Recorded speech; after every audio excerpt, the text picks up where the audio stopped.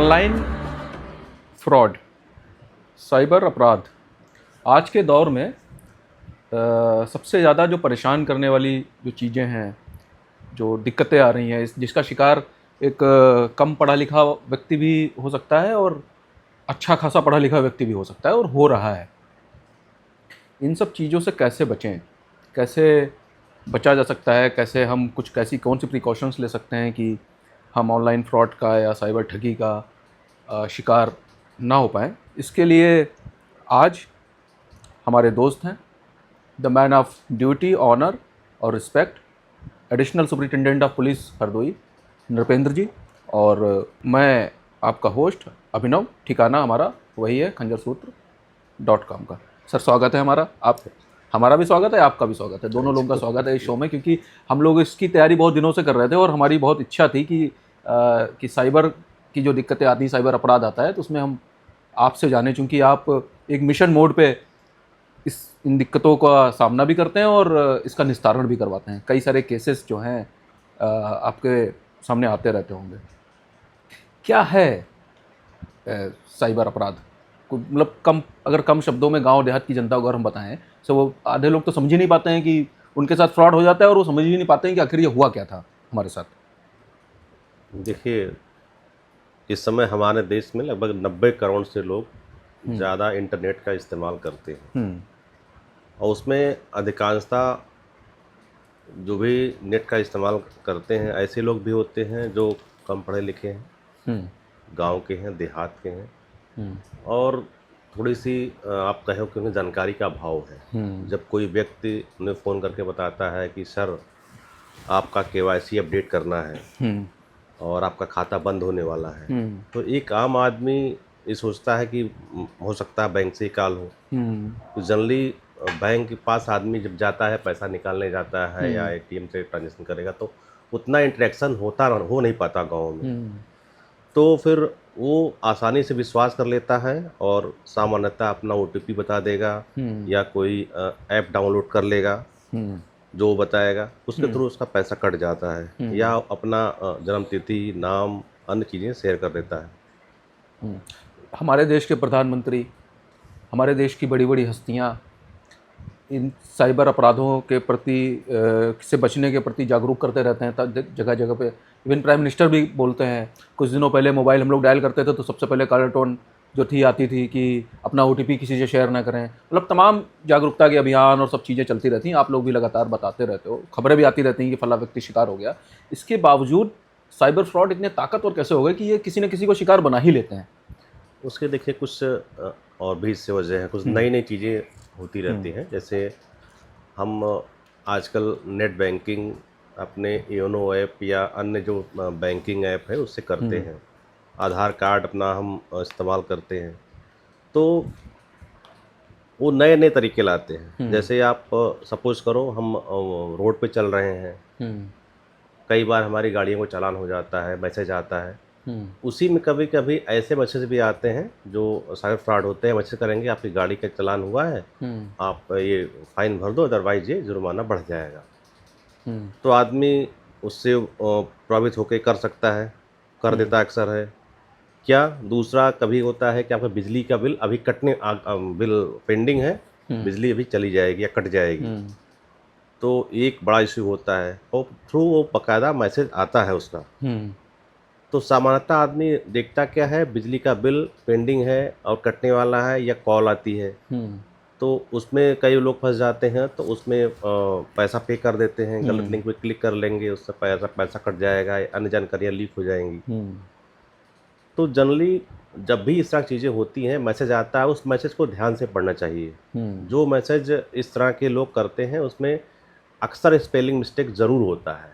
अच्छा। और जो शॉर्ट का जैसे जो भी मैसेज आते हैं इन लोगों से, तो शॉर्ट में कोड आता है। उस कोड को हम चेक कर सकते हैं ऑनलाइन जाके। DOT ने बना रखा है एक प्लेटफॉर्म, वहाँ जाके चेक कर सकते हैं कि ये किसका है। तो जनरली जब भी इस तरह का मैसेज कोई करता नहीं है, बिजली का बिल हो गया, नगर निगम का हो गया, ई चालान हो गया, इवन अब एक नया फ्रॉड आया था पेंशन को लेके। अच्छा। कोई आदमी रिटायर हो रहा है तो अक्सर होता है क्या, उसका 80% जो है 80% जो है पेमेंट हो जाता है, 20% धीरे धीरे होता रहता है, प्रोसेस में होता है। तो कई बार साइबर फ्रॉड डाटा अगर कहीं से उनको मिल जाता है तो कॉल करते हैं कि आपका 20% ये है, इसमें ये चीज़ें आप जानकारी हमको दे दीजिए, हम आपका जल्दी करवा देंगे, जल्दी हो जाएगा। और वो बाकायदा पेंशन या उस विभाग से बन कर बोलते हैं। तो कई बार कई ऐसे पेंशन धारक के साथ ये घटनाएं हुई हैं, हालांकि बाद में वर्कआउट हुई, वो लोग पकड़े गए, जेल भी गए, लेकिन ये सब चीज़ें भी चल रही हैं। ये एक नया तरीका आया। अच्छा, फॉर्मेट भी बिल्कुल सेम बनाते हैं, जैसे बैंक का मैसेज आएगा तो वही ट्रांजैक्शन, यूटीआर नंबर, सारा एकदम मतलब कोई भी धोखा खा सकता है। उसमें एक चीज़ और होता है, जैसे अगर आप लोग देखें जो है कि जनरली आदमी की टेंडेंसी होती है, अगर कोई समस्या उत्पन्न हुई तो गूगल पे गया, गूगल पे, एसबीआई कस्टमर केयर या जो भी प्लेटफॉर्म यूज़ कर रहा है, सर्च कर उसे लिया। हम सर्च कर लिया। तो जो स्पॉन्सर टाइप के होते हैं सबसे ऊपर होते हैं, सबसे ऊपर होता और है। जनरली उसको आदमी ध्यान देता नहीं है और जाके तुरंत कस्टमर केयर पर कॉल करेगा तो सेम फीचर रहता है, आप फ़ोन करोगे तो सेम वहाँ आदमी उठाएगा या कोई मेल ऐप में उठाएगा, आपको बात करेगा, फिर उसके बाद कोई ना कोई आपसे ऐप डाउनलोड करवा लेगा, एनी डेस्क या मल्टीपल ऐप है, उससे आपका जो डिवाइस शेयर हो जाएगी, डिवाइस शेयर करके और फिर आपके साथ फ्रॉड करेगा।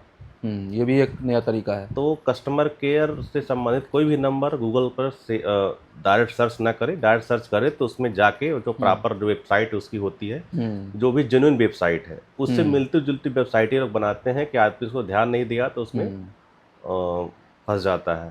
और फिर जो बॉक्स होता है जहाँ पे नेट आप लिखते हो www.google.com, वहाँ पर किसी भी जो भी जेन्युइन वेबसाइट है जहाँ को जाना है, वहाँ एक ताला का एक लॉक ऑप्शन ऊपर बना होता बन है, के आता है। तो उसको जरूर चेक करें, वो जरूर सिक्योरिटी रहता है। एसएसएल रहता है, सिक्योरिटी रहती एसएसएल है, रहता है। तो उसको देखें आप लोग।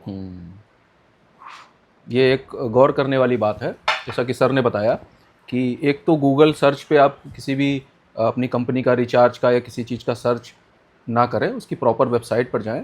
दूसरे, एक जो ऊपर लॉक बन के आता है http.com, जो वेबसाइट का एड्रेस रहता है, उसका लॉक जरूर देखें। जब लॉक लगाए तो मतलब वो साइट जो है ऑलमोस्ट सिक्योर है, और प्रॉपर उसकी वेबसाइट, ऑफिशियल वेबसाइट पर जाकर ही वहाँ से नंबर निकालें और अपना कस्टमर केयर या किसी से भी बात करें। सबसे आम जो प्रचलित खतरे साइबर के माने जाते हैं, रैंसमवेयर, मालवेयर, फिशिंग, जो टेलीफोन करके फंसाना, इनसे कैसे बचा जा सकता है? इसका एकमात्र उपाय ये है कि सबसे पहले तो आप कोई भी अनजान लिंक उस पर क्लिक ना करें। अच्छा। अगर आपको लगता है कि उससे आपको देख करना है तो वायरस.total.com है, उस पर उसको लिंक को कॉपी करें, उस पर आप पेस्ट करें। कौन सी? वायर? वायरस.total, वायरस.total, ये आप सर्च करेंगे तो आ जाएगा। अच्छा। उस पर उस लिंक को पेस्ट कर दें और उसको देख लें, वो आ जाएगा। अगर उसमें कुछ गड़बड़ी रहेगी तो बता देगा। अच्छा, इसको हम अपनी स्क्रीन पर भी मेंशन कर देंगे, वायरस.total, तो उस पर आप चेक कर सकते हो। कोई भी लिंक चाहे आपके मेल के थ्रू आता है, उसमें आपको लॉटरी का विज्ञापन दिया जाए कि लॉटरी, आपने इतनी लॉटरी जीती है या आपने कार जीती है, लुभावने टाइप के वो लुभावने मेल टाइप करते हैं, मन लुभावना। कई बार तो ऐसा होता है कि आपके अकाउंट पे पैसे भी डाल दिए जाते हैं, हजार तो डाल दिए जाएंगे, फिर कहेंगे सर हमारा पैसा आपके पास गलती से चला आया है, मैं एक QR कोड भेज रहा हूँ सर, उसी को क्लिक कर दीजिए, उसी पे आप भेज दीजिए। ऐसा बिल्कुल ना करें कि कोई भी इस तरह से ना करे।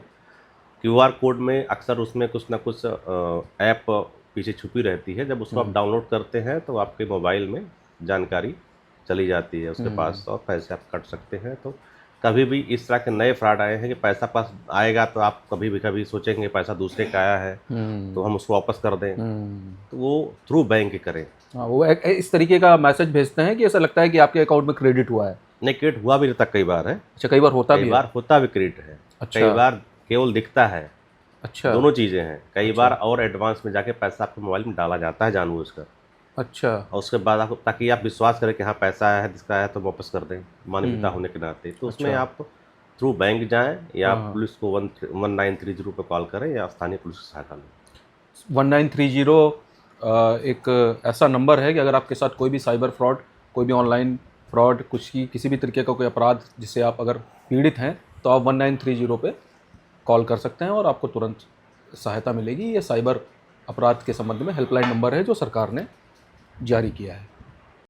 एक अभी हाल फिलहाल में एक वर्ड बहुत ही चर्चित रहा, डीप फेक। हमारे देश के प्रधानमंत्री जी ने भी उसका जिक्र किया, किससे बचें। कई बड़ी बड़ी हस्तियां, सेलिब्रिटीज़ वर्ल्ड लेवल पे, वर्ल्ड की भी, वर्ल्ड वाइड इसकी शिकार हो चुकी हैं। मतलब डीप फेक, मैं बता दूं अपने लोगों को कि चेहरा आपका रहेगा और वो किसी भी तरीके की वल्गर चीज़ें और वल्गर जो नीचे का बॉडी का पार्ट होगा या कुछ भी होगा, मतलब चेहरा आपका रहेगा और बाकी की चीज़ें किसी और की रहेंगी, और इस तरीके से वो लोग मैच करते हैं कि लगता है कि बिल्कुल ये रियल वीडियो या रियल फुटेज है या रियल फोटो है। उसको डीप फेक कहते हैं। डीप फेक से कैसे बच सकते हैं? क्या बचा जा सकता है? कोई है तरीका? बिल्कुल बचा जा सकता है। डीप फेक में जब भी कोई वीडियो या ऑडियो हाँ आती है हाँ। तो उसको आप ध्यान से देखें। जो चूंकि वो थ्रू सॉफ्टवेयर के बनाई जाती है तो कुछ ना कुछ मिसमैचिंग रहती है। अच्छा। चेहरा जब बात कर रहा है, बाल, वॉइस, हम्म और जो मतलब चेहरे को आप बनावट को देखेंगे बात करते समय, और जो बोल रहा है दोनों हल्का हल्का मिसमैच रहेगा अगर आप ध्यान देंगे तो। हम्म एक चीज़। हम्म दूसरा, डीप फेक का यही केवल किसी भी आदमी का या मेल या फीमेल का कोई ऑडियो वीडियो बना के किसी प्लेटफॉर्म पर डाल देना, यही नहीं इसके आगे भी चल रहा ही है कि आप सपोज करो अभी एक बहुत बड़े अधिकारी हैं सीनियर, उनकी वॉइस ली गई और उनका वीडियो लिया गया और एक पर्सन को धमकाया गया अच्छा, पुलिस मतलब अधिकारी वीडियो थे। अलग और वॉइस अलग? वॉइस और वीडियो दोनों सेम थी। अच्छा। होता क्या है, देखिए जब भी हम कोई अपना फोटो और वीडियो सोशल मीडिया पे डालते हैं तो हमारी वॉइस, हमारी बॉडी का पूरा हर चीज़, भाई वीडियो, अपना वीडियो हम शेयर करते हैं बोलते हुए कुछ भी करते हुए। तो जो साइबर फ्रॉड करने वाला व्यक्ति है उसको अपने हिसाब से उस चीज़ को बना के और अलग तरीके से पेश कर सकता है। अच्छा, वो लोग वहाँ से चूंकि परमिशन हम लोग दे ही देते हैं। तो वो तो बता रहे हैं हम आपको। उसमें होता क्या है, अभी देखिए एक फ्रॉड और हुआ था जिसमें एक कंपनी में काम करने वाला आदमी रहता है और वो घर पे फ़ोन करता है, पत्नी को फ़ोन करता है और कहता है कि ये फला व्यक्ति जा रहा है, इसको 50,000 रुपये तुम दे देना, थ्रू वीडियो कॉल।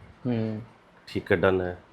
शाम को जब वो वापस आता है अपनी कंपनी से तो वो पत्नी पूछती है कि भाई आपने उस आदमी को भेजा था, मैंने उसे पैसे दे दिया था। तो सर मैंने तो कॉल ही नहीं किया था। अच्छा। नहीं भाई, वीडियो कॉल आपकी थी, ये देखिए। तो उसमें ध्यान देने वाली बात है कि इस तरह के फ्रॉड में होता क्या है कि वीडियो कॉल आपकी वॉइस रहेगी, आपकी वीडियो रहेगी। और वीडियो कॉल के थ्रू जाएगा तो आदमी जल्दी विश्वास कर लेगा, जल्दी विश्वास करेगा, कोई भी कर लेगा। आदमी कोई नए नंबर से कॉल करेगा, भाई उस नंबर से कॉल करेगा नहीं जनरली। तो ये एक फ्रॉड नए तरीके का हो रहा है। या फिर कोई ऐसी सूचना देगा आपको, वो कहेगा पैसा ट्रांसफ़र कर दो, ऐसा इंसिडेंट हो गया है, वहाँ भर्ती है, पैसा चाहिए, या मैं ये जा रहा है इसको भेज दो। तो जनरली जब आप अपने किसी करीबी को देखते हैं बात करते हुए या कहते हुए, तो आप तुरंत विश्वास करें, तुरंत उस पर एक्ट कर देंगे। वहाँ थोड़ा सा ध्यान देने वाली बात है, एक बार आप क्रॉस चेक जरूर कर लें कि ये जो फ़ोन किए थे वो मतलब हमारा करीबी, हमारा दोस्त या हमारा रिश्तेदार है कि नहीं। अच्छा, लेकिन ये लोग जो साइबर फ्रॉड होते हैं, जैसे ये हमारी फ़ोटोज़, हमारे वीडियो कैसे पा जाते हैं? देखिए जनरली हम बहुत सारे अपने फ़ोटोज़ वीडियो सोशल मीडिया पे पोस्ट करते शेयर रहते हैं, करते हैं। जाने अनजाने शेयर करते रहते हैं। और एक चीज़ और बताना चाहूँगा, ये ध्यान देने की बात है, जब भी हम कहीं घूमने टहलने जाते हैं तो हम तुरंत अपना स्टेटस डालते हैं, लगा देते हैं हम फलानी जगह जा रहे हैं। और वहाँ पे जो फेसबुक की लोकेशन उसे ऑन रखते हैं तो नीचे आता है कि इसमें ये आदमी फला जगह है। या हो सकता है हम उसमें डाल देंगे विषय में नैनीताल में घूम रहे हैं या कहीं घूम रहे हैं। तो एक तो आप जहाँ के रहने वाले हो, आपकी सोशल मीडिया आईडी को लोकल लोग देख रहे हैं, और समाज में अच्छे लोग भी रहते हैं, बुरे लोग भी रहते हैं। तो जो चोरी हो जाती है, अक्सर ऐसा हुआ है कि आदमी गया, अपना फ़ोटो पोस्ट किया, उसके बाद घर पे चोरी हो गई, ऐसा कई बार हुआ है। तो वो चीज़ें हाँ, वो लोग ट्रैक करते रहे कि हाँ भाई फला व्यक्ति तो वहाँ है, घर पर तो कोई होगा नहीं, और अपना रेकी कर ली और चोरी की घटना को अंजाम दे दूसरा, दिया। हम जब अपना सोशल मीडिया पे फ़ोटो पोस्ट करते हैं, बिल्कुल एचडी क्वालिटी की सबसे अच्छी फ़ोटो पोस्ट अच्छी करेंगे। फोटो, जाहिर सी बात है सबको अच्छा दिखना चाहिए कि भाई सब लोग चाहते हैं कि हम अच्छा दिखें, विशेषकर सोशल मीडिया पे। तो उसके नुकसान भी हैं उसमें। जो हम पोस्ट करते हैं उसमें, एक तो हम जब फ़ोटो खींचते हैं तो हमारा जीपीएस ऑन रहता है, तो फ़ोटो में लोकेशन भी आती है, तो उसके भी नुकसान अपने हैं। फ़ोटो वीडियो जो भी शेयर आप करें तो उसमें ये सब चीज़ों का ध्यान रखें, और सोशल मीडिया प्लेटफार्म पर अपना 2FA ऑन रखें, डबल ऑथेंटिकेशन फैक्टर। अच्छा। तो ताकि कोई आदमी अगर आपका कुछ हैक भी करे तो उसको यूज़ अपने लिए ना कर पाए, क्योंकि आप सेकंड जो फैक्टर ऑन किए हैं उसके थ्रू अपना रिकवरी कर लें आप, social media platform, email ID. तो ये सब चीज़ें याद रखें। और जो बाय डिफ़ॉल्ट सेटिंग होती है सोशल मीडिया प्लेटफॉर्म पर, उसमें ओनली मी केवल रखें। बहुत सारी चीज़ें होती हैं जो शेयर नहीं करनी चाहिए, वो शेयर ना करें, क्योंकि बहुत सारी चीज़ें नेट पे जाने के बाद डिलीट नहीं होती हैं। आपत्तिजनक कंटेंट डिलीट करवाए जाते हैं। जैसे मान लीजिए किसी का सोशल मीडिया का कोई फ़ोटो वीडियो वायरल हो गया जो आपत्तिजनक है, वो आप 1930 पर कॉल करेंगे या साइबर gov.in पर जाके अपनी शिकायत दर्ज करा सकते हैं। लोकल थाने पर जाके आप बता सकते हैं। इसमें सबसे महत्वपूर्ण बात यह है कि आप तत्काल रिएक्ट करें। कोई भी क्राइम होता है उसको तुरंत उस पर शिकायत दर्ज कराएं। तो ऐसा कुछ नहीं है जिसको मतलब कंटेंट हटाए नहीं, तत्काल हटता कंटेंट है किसी का। अच्छा। कई बार ऐसा होता है कि कोई संवेदनशील कंटेंट वायरल हो गया, इसमें कोई फीमेल का है, तो कई बार कोई नेगेटिव या काम लोग कर लेते हैं, तो उसमें तरीका ये है कि तत्काल रिएक्ट करें, उनकी पूरी सहायता की जाएगी, पूरी गोपनीयता के साथ पूरी सहायता की जाएगी। इसके लिए पूरी तरीके से यूपी पुलिस कृतबद्ध भी है। स्थानीय आप समझो कि हमारे जनपद में इसमें हर थाने पर साइबर सेल काम कर रही है और पूरी तरीके से उनको पूरा सहयोग दिया जा रहा है। किसी प्रकार कोई समस्या नहीं है।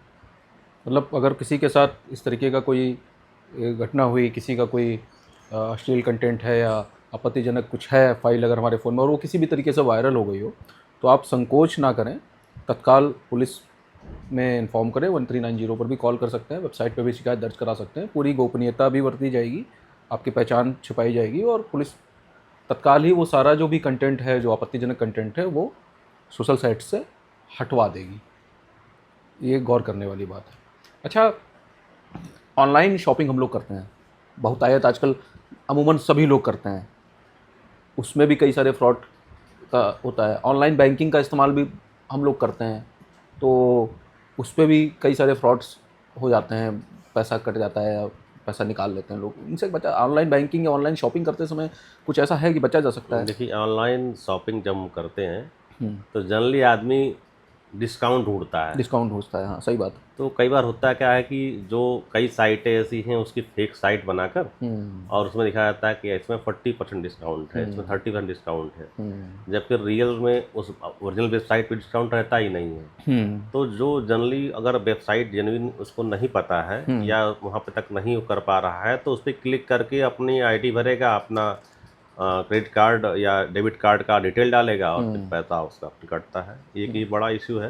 इसमें एक चीज़ और भी होती है, जब भी आप देखो कि कभी कुछ हम चीज़ बोल रहे हो, कुछ चीज़ कह रहे हो, तो वो चीज़ अक्सर आपके फ़ोन में तुरंत रिफ्लेक्ट हो जाती है। चाहे आप कोई सोशल मीडिया अगर आप खोलोगे तो उससे संबंधित प्रचार आ जाएगा और फिर हम उसको क्लिक करके उसके अंदर घुस जाएंगे बिना ये जाने कि जो हम इस लिंक पे हमने क्लिक किया है जेन्युइन है कि नहीं, सिक्योर है कि नहीं है, क्या है, उसने हमारे क्या डाटा लिए, डाटा ले लिया उसने। हाँ। जब भी हम कोई ऐप इंस्टॉल करते हैं जनरली देखिएगा, सबसे पहले आपके कांटेक्ट करेगा, अलाउ कांटेक्ट, परमिशन मांगेगा, इमेज, वीडियो, वॉइस, सबकी परमिशन लेगा, तब वो इंस्टॉल होता है। तो ये परमिशन हम फ्री में बहुत ईजिली देते हैं, आसानी से देते हैं। तो कोई भी आप ऐप लोड करें तो जो प्ले स्टोर है संबंधित का, जो भी एंड्रॉयड या iOS यूज कर रहे हैं आप, उसके प्ले स्टोर से ही लोड करें और ऐसा ऐप लोड ना करें जो जिससे होता क्या है कि अनयूजुअल भी लोग अपना कोई भी ऐप आया अपना लोड करते रहे, वो ना करें। जो भी आप अपलोड करोगे सब डाटा एक्सेस आप दोगे उन्हें और खुशी खुशी दोगे, खुशी खुशी दोगे। कभी कभार आप देखो फ़ोन है, iOS का फ़ोन है, अलेक्सा आप यूज़ कर रहे हो, आप आपस में बात कर रहे हो तो अचानक से वो बोल उठेगा। क्यों बोल उठता है वो? हम तो उससे बात कर नहीं रहे हैं। तो आप सीधे सीधे समझ दो कि हमारा फ़ोन या जो भी इंस्ट्रूमेंट है हमें लगा सब सुनते हैं हम क्या कह रहे हैं, क्या सोच रहे हैं। इसीलिए आप देखो जब भी आप खोलोगे तो वो चीज़ें आएंगी। हाँ, जैसे क्या समस्या है, हाँ, तो वो चीज़ें रिफ्लेक्ट हो जाएंगी मोबाइल में। हम बीते दिनों डिस्कस कर रहे थे कि हमको कुछ शूज़ वगैरह लेने थे, तो हम अपने दोस्तों से ऐसे बात कर रहे थे, भाई कौन से ब्रांड का शूज़ सही रहेगा, कैसा लेना चाहिए, क्या स्पेसिफिकेशंस होना चाहिए। और उसके 10 मिनट के बाद जब मैंने अपनी सोशल साइट खोली तो मुझको वही सारे ऐड दिखाने शुरू हो गए, एडिडास, रीबॉक, तमाम जो ब्रांड्स रहते हैं शूज़ के। मतलब ऐसा लगा कि जैसे वो हमारी बात सुन रहा हो और उसने हमारे सामने इतने सारे ऑप्शन खोल के रख दिए हों। तो ये भी बहुत चीज़ें हैं। अच्छा, इसमें एक बात निकल के आई कि हमारा डेटा, इसे परमिशन हम दे देते हैं, हमारा डेटा निकाल लेते हैं। इसको डेटा ब्रीचिंग और या डेटा चोरी आजकल जैसे बहुत होता है और बड़ा चर्चित भी है, इसके ऊपर कई सारी कानूनी चीज़ें भी होती रहती हैं, तो इस पे कुछ कानूनी कार्रवाई हम लोग कर सकते हैं क्या, बिल्कुल कुछ कर है? सकते हैं आप हैं। अगर डाटा आपका चोरी हुआ है तो आईटी एक्ट 2000 के अनुसार कई धाराएँ हैं, उसमें आप वो दर्ज करा सकते हैं, जिसके अनुसार कार्रवाई की जा सकती है, इसलिए जुर्माना भी है। और नया जो डाटा प्रोटेक्शन एक्ट अभी लागू हो रहा है, अच्छा। उसके अनुसार तो बहुत सख्त कार्रवाई है। उसमें स्पेसिफिक हर चीज़ें डिफाइन की गई है, डाटा का इस्तेमाल आप किस तरीके से करेंगे, क्या प्रतिबंध लगाए गए हैं, हर चीज़ का विस्तृत उसमें किया गया है। तमाम अननेसेसरी कॉल्स आती रहती हैं भाई, हमारा नंबर, हमारा पता, सारी चीज़ें ही डेटा है हमारा, सारा डेटा ब्रीच होती है, सारी चीज़ें रहती हैं। अच्छा, इससे कुछ बचा जा सकता है?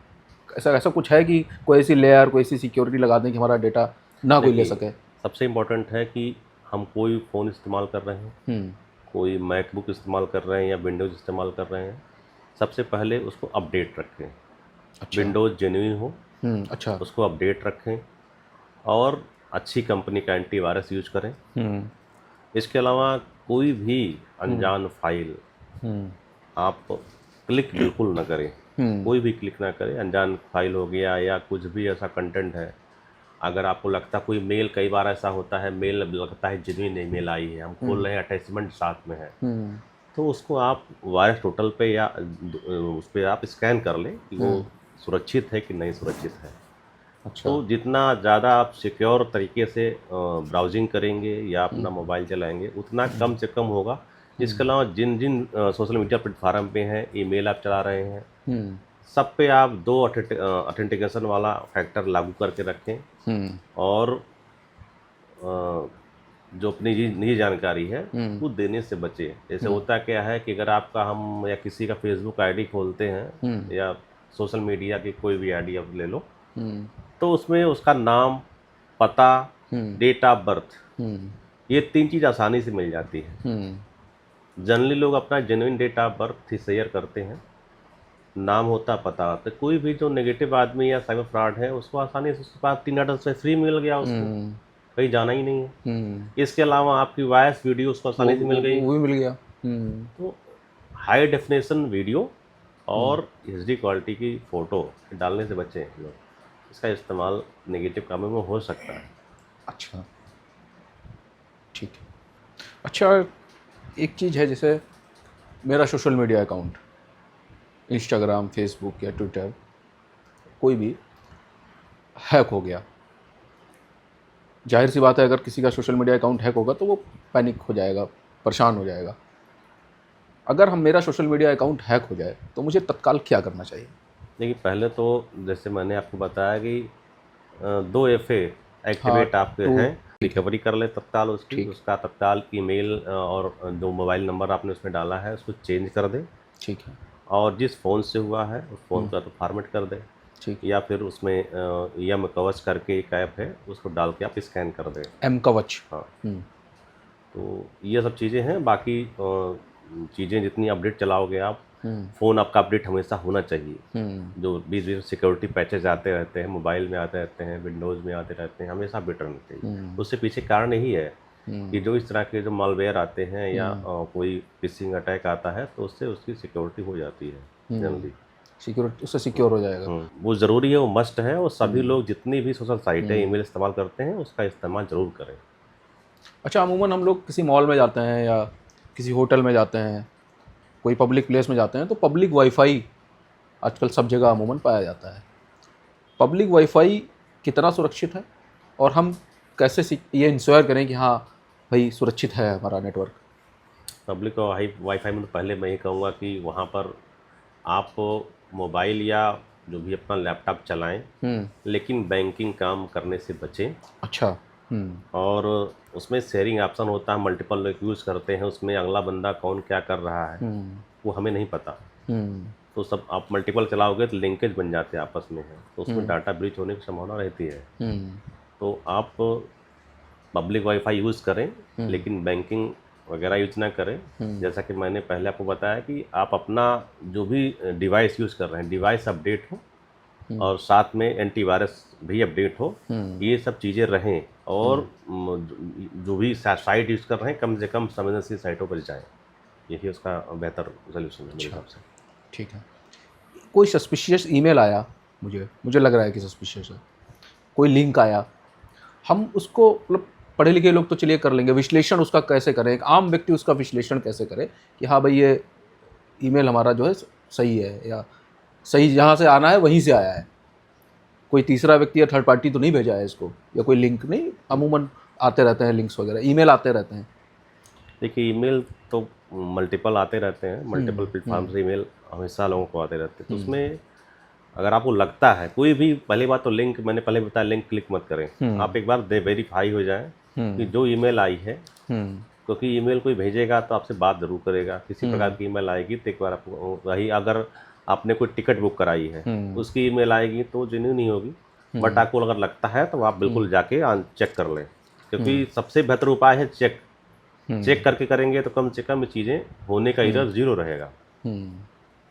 Chief justice of India Gavai साहब हाल में क्या, कल या परसों शायद, उन्होंने महिलाओं के साथ जो डिजिटल अपराध हो रहे हैं, ऑनलाइन फ्रॉड हो रहा है, अन्य कई तरीके के अपराध हो रहे हैं, उस पर बड़ी चिंता व्यक्त की।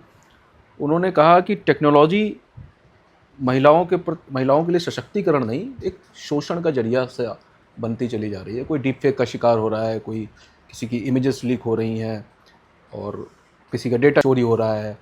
तो इसके लिए पुलिस के जो अधिकारी हैं उनको और ट्रेनिंग की ज़रूरत है और ट्रेंड होना चाहिए, ऐसा हमारे जो चीफ जस्टिस ऑफ इंडिया हैं उन्होंने ऐसी चिंता व्यक्त की अपने एक व्याख्यान में।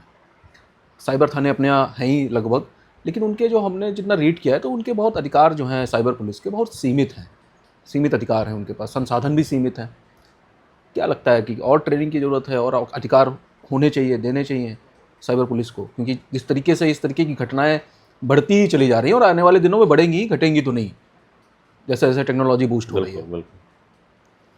इसमें देखिए जो हमारे पुलिसकर्मी हैं और हम लोग हैं, लगातार जो साइबर के नए नए तरीके आ रहे हैं उसको लगातार उसके लिए सेशन हो रहे हैं और लगातार ट्रेनिंग उन्हें दी जा रही है। जहाँ तक संसाधन की बात है तो थानावार साइबर सेल बनाया गया है, तो थाने का अधीन ही काम करता है। पहले कोई इसमें जनता की या पब्लिक की सहूलियत के लिए इनके नज़दीकी थाना में भी इसके लिए बनाया गया है, ताकि वो जाके जल्द से जल्द और बहुत दूर ना जाना पड़े, वहाँ जाकर अपनी शिकायत दर्ज करा सकते हैं। और संसाधन पूरे हैं, लोकल थाने का संसाधन यूज करके पूरी कार्रवाई की भी जा रही है। और इसके लिए भाई 1930 भी है, वहाँ जाकर आप सीधे शिकायत कर सकते हो, कहीं जाने की आपको आवश्यकता नहीं। घर बैठे कोई आपको फ्रॉड हुआ, कोई समस्या उत्पन्न हुई साइबर से, आप तुरंत कॉल करो, शिकायत करो, या cybercrime.gov.in पे जाकर आप कर लो, कहीं जाना ही नहीं है। वो संबंधित थाने में पहुँच जाएगा, वहाँ से कार्रवाई शुरू हो जाएगी। और लगातार ट्रेनिंग इसमें साइटेन के थ्रू सारे पुलिसकर्मियों को चलाई जा रही है। हमारे डीजीपी साहब और माननीय मुख्यमंत्री जी इसको लेकर बहुत ही संवेदनशील हैं और लगातार ट्रेनिंग पूरे प्रत्येक पुलिसकर्मी को, प्रत्येक अधिकारी को दिया जा रहा है लगातार मॉड्यूल वाइज। कुछ अधिकार भी और देने चाहिए मेरे ख्याल से, साइबर जो पुलिस है हमारी उसके पास अधिकार, पूरे अधिकार हैं। अच्छा, पूरे अधिकार हैं, जो अधिकार आईपीसी या उसके थ्रू दिए गए पूरे अधिकार उनको हैं। सारे अधिकार हैं। धारा भी थोड़ी मजबूत और होनी चाहिए, जैसे आईटी एक्ट में लोग कुछ भी कर देते हैं, क्या भैया थोड़ा भय भी कम है कि आईटी एक्ट है और उसमें क्या ही होगा, पर और भी चीज़ें बेहतर होंगी निकट में। एक शब्द जो बहुत ही कुख्यात होता चला जा रहा है, बहुत चर्चा में रहता है आए दिन, डिजिटल अरेस्ट। हमने देखा है कि बहुत से जो हाई प्रोफाइल लोग हैं और बड़े बड़े लोग हैं उनको डिजिटली अरेस्ट करके घंटों उनको डिजिटली बंधक बनाकर अपनी मनमानी जो साइबर अपराधी हैं वो कर लेते हैं। डिजिटल अरेस्ट क्या है, उससे कैसे बच सकते हैं? पहली बात तो डिजिटल अरेस्ट जैसी कोई चीज़ है नहीं, क्योंकि पुलिस या कोई भी गवर्नमेंट की संस्था कभी भी ऑनलाइन आके या वीडियो के माध्यम से या ऑडियो के माध्यम से किसी व्यक्ति या किसी आरोपी को बंधक बनाती है। ऐसा कोई भी चीज़ प्रचलन में नहीं है, किसी प्रकार नहीं है। ये साइबर जो फ्रॉडिया है ये धमकी देते हैं कि जैसे फ़ोन करके बताएंगे आपको कि आपने ड्रग्स जो है, एक इलीगल ड्रग्स मंगाई है, आपके मेल पे आई है या आपने मंगाई है, और फिर उसके थ्रू आप पे प्रेशर बनाएंगे और फिर दबाव बना के फिर सेटलमेंट की बात करेंगे। और एक नकली थाना पूरा रहेगा, वो वीडियो कॉल के माध्यम से बैठा रहेगा, एक इंस्पेक्टर रहेगा, वो रहेगा, पूरा वैसा ही माहौल बना देते हैं, पूरा उस तरीके से पूरी चीज़ें इस तरीके से करी जाएंगी। या फिर दूसरा कराया जाएगा कि आपका एक लड़का है, ये फला फला, उनके पास इंफॉर्मेशन रहती है, वो एक लड़की के साथ जो है गलत कार्य करते हुए पकड़ा गया है। अब फिर उसमें करेंगे क्या, जो है उसको दूसरे बगल में खड़ा रखेंगे किसी और बच्चे को, और उसकी वैसे चिल्लाने से कुछ में पीट रहा हो, उसके थ्रू आप पर एक मानसिक दबाव बनाएंगे ताकि आप उन्हें जो है कुछ पैसे ट्रांसफर कर दें। ये चीज़ें, कई इंसिडेंट हुए हैं जिसमें कई लोग पकड़े भी गए हैं, जेल भी गए हैं, अभी हाल ही में जनपद में सजा भी हुई है। तो इसमें इस तरीके से किया जाता है, या आप कहेंगे कि आपके संबंध जो है इस संगठन से हैं जो कि राष्ट्रद्रोह का कार्य करता है, ताकि आप बिल्कुल कुछ सोच समझ ही ना पाए। आपकी इनसे बात होती है, आप सोशल मीडिया पर उनसे जुड़े हुए हैं, इस तरीके से आपको बिल्कुल प्रेशराइज करके वो करते हैं। मतलब बिल्कुल मानसिक रूप से बिल्कुल एक तरीके से बंधक ही बना लेते हैं। बिल्कुल आप सोच नहीं सकते कि मतलब इस कर सकते हैं वो, और फिर उसके थ्रू फिर आपको बैठा के आपसे फिर सेटलमेंट के नाम पर पैसे लेते हैं। और इसमें इस तरह की चीज़ें कभी भी कुछ आता हो तो तत्काल आप पुलिस को कॉल करें, किसी भी तरीके से मतलब कोई भी पुलिस या कोई भी संस्था इस तरह काम नहीं करती है। तत्काल आप पुलिस और स्थानीय पुलिस को कॉल करें, 112 कॉल करें, या साइबर हेल्पलाइन 1930 पर कॉल करके शिकायत दर्ज कराएं। किसी भी तरीके से किसी के बंधक बनने की आवश्यकता नहीं है। ठीक है। एक और समस्या बहुत आजकल सुनने में आ रही है कि जो हमारा आधार कार्ड है, जो आधार नंबर है हमारा, इसका बड़ा दुरुपयोग हो रहा है कई जगह से। मतलब आधार नंबर के बेस पर ही लोग पैसा निकाल लेते हैं, कई सारे फ्रॉड कर लेते हैं। इसको कैसे रोका, अपने आधार को कैसे सुरक्षित कर सकते हैं? देखिए 2-3 इंसिडेंट आए थे जो बता दूंगा आपको।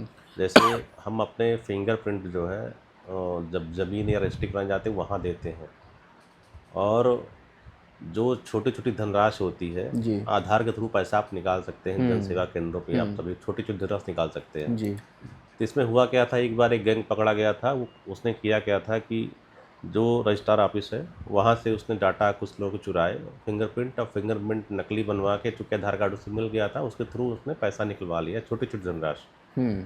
और 2,000-2,500 निकलता है तो कई बार आदमी ध्यान दे भी नहीं पाता है कि हमने निकाला कि नहीं निकाला, कई तरह चीज़ें हो जाती हैं।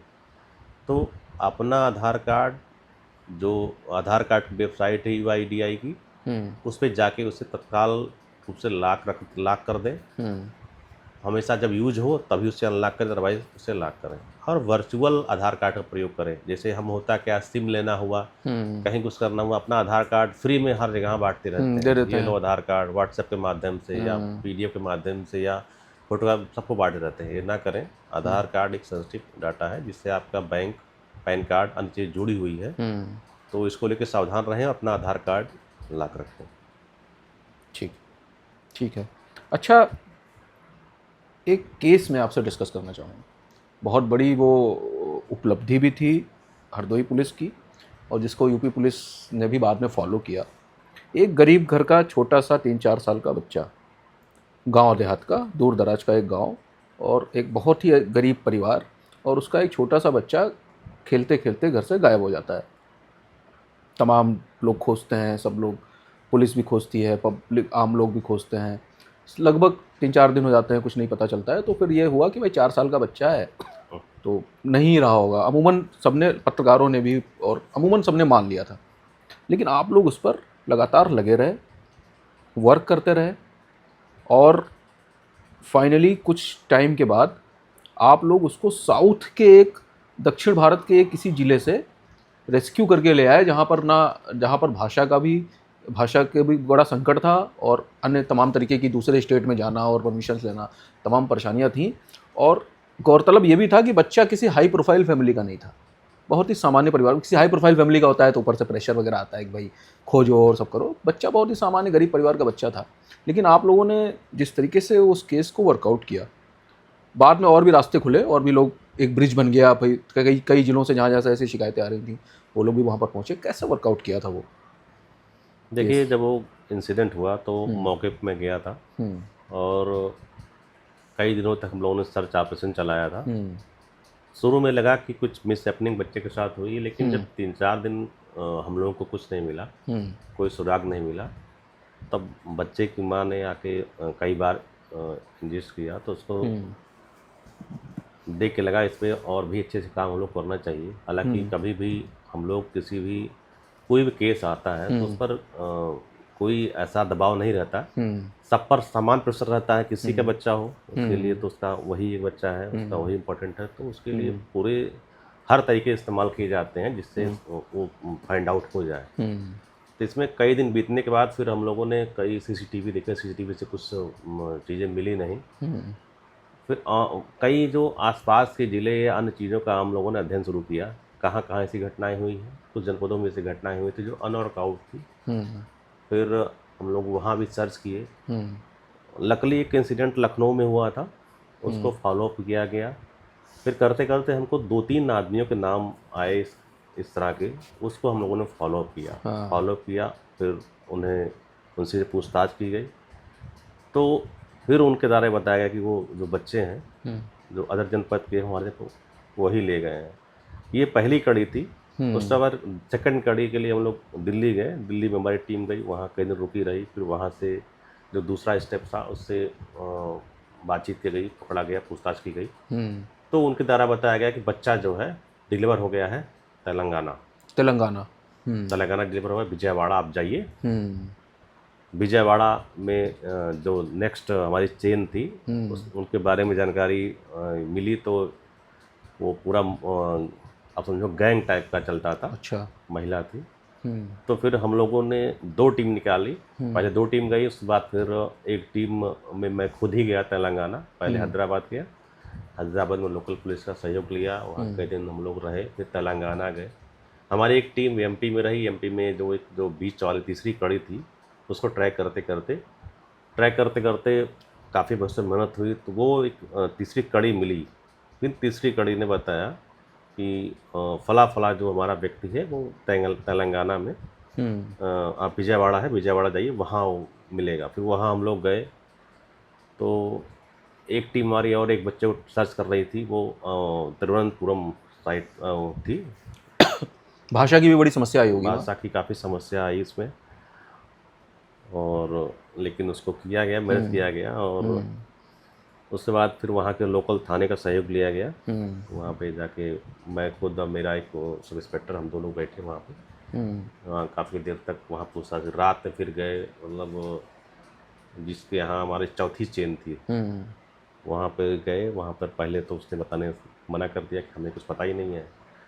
जब फिर वहाँ शक्ति से बात की गई तो उसने हाँ बताया कि हमने जो बच्चा है यहाँ से 400 किलोमीटर दूर एक पड़ता है जनपद मुलुगु करके था। अच्छा। वहाँ पर बेचा गया। 5 लाख रुपए का था। मतलब किसी फैमिली को बेचा गया या कैसे? फैमिली को उन्होंने बेचा था जिसके पास बच्चे नहीं थे। अच्छा, बच्चे नहीं थे उनको। अच्छा। फिर हमने इन दोनों को लिया, और रात का समय था, लगभग 12 बज रहे थे, 12-1 बज रहे थे, 2 बज रहे थे। उस वक्त कंटिन्यू ड्राइविंग करी। फिर वहाँ पहुँचे, और वहाँ पहुँचने के बाद फिर उसी कॉलोनी में गए। कॉलोनी में हम 1 घंटा सर्च किया। उसका फ़ोटो तो तक में मिल चुका था। तो कभी कभी कहता है कि अगर आप इच्छा शक्ति से काम करो तो ईश्वर आपके साथ ईश्वर सहायता करता है। वो दिखा। उसके बाद फिर हम लोगों ने उसे पकड़ा, और जब बच्चे की फ़ोटो दिखाई तो उसने कहा हाँ बच्चा मेरे पास है, मेरी पत्नी लेके चली गई गाँव। अच्छा। बस निकल गई। फिर हम लोगों ने उस बस का पूछा किया, काफ़ी तेज़ पीछा किया होगा, और आप समझो कि करीब 15 किलोमीटर दूर जाने का बस को रुकवाया गया। हाँ। फिर बच्चे को रिकवर किया गया। अच्छा, वो बच्चे उसकी जो और लेडी थी उसके पास, लेडीज़ के पास था, बच्चा रिकवर किया गया। और फिर तुरंत यहाँ वहीं से हमने माता पिता को वीडियो कॉल के माध्यम से बच्चे को दिखाया। अच्छा, जब वीडियो कॉल किया फिर कैसा रिएक्शन था उसका? माता पिता बिल्कुल जैसे होता है ना, संज्ञा शून्य टाइप, उन्हें महसूस ही नहीं हुआ, भाव शून्य हो गए, बच्चा हमारा मिल गया। हाँ, क्योंकि वो तो उम्मीद ही खो चुके थे। फिर उसके बाद फिर वहाँ से हम लोगों ने फ़्लाइट करी, फ़्लाइट से घर आए। रात में ही उनके माता पिता को बुलाया गया, बच्चों से पुट किया गया। उसके बाद कई और जिलों के भी बच्चे जो गायब हुए थे, वो भी, उनको भी एक ब्रिज मिला। उसके बाद हमारे बगल में जनपद सीतापुर है, सीतापुर के 2 बच्चे गायब, उसमें एक बच्चा हम लोगों ने बरामद किया था। और तीसरे बच्चे की जो डिटेल थे हमने शेयर की थी। 3 बच्चे जो हमारे गायब थे सीतापुर हरदोई के, बरामद वगैरह सब कुछ उसमें। अच्छा, मतलब एक तरीके से विजयवाड़ा जो है वो शायद इस तरीके के बच्चा चोरी का या ट्रैफिकिंग का गढ़ टाइप का शायद सामने आया, और कई सारे जिलों से फिर लीड मिली। कुछ जनपदों से और भी इस तरह के इंसिडेंट हुए थे, तो वहाँ से भी बरामदगी उसी जनपद से हुई थी। कुछ शेयर करेंगे आप, कोई केस साइबर फ्रॉड का या किसी चीज़ का? साइबर फ्रॉड का 2 केस है। एक केस हुआ था एक हाँ, कोई ऐसा केस जिससे मतलब कुछ सीख भी मिले और डॉक्टर लगे कि साहब कैसे थे, ट्रैक किया आपने। डॉक्टर साहब थे। हम्म, तो उनका योनो योनो जो SBI का तो चल नहीं रहा था, जैम कर रहा था बार बार। अच्छा, यूनो, हाँ। तो उन्होंने तुरंत गूगल खोला और कस्टमर केयर नंबर निकाला। डॉक्टर साहब थे, मतलब हाँ पढ़े लिखे व्यक्ति हाँ, थे। उन्होंने कॉल की, वहाँ से कॉल आई, ठीक है सर, आप एक मैं ऐप भेज रही हूँ, इसे आप डाउनलोड कर लो। अच्छा। उसके बाद मैं उस ऐप को फिर यहीं से आपको बताऊँ कैसे कैसे करना है। हम्म। उन्होंने उस ऐप को डाउनलोड किया, उसके बाद उसने ऐप को खुलवाया, हम्म।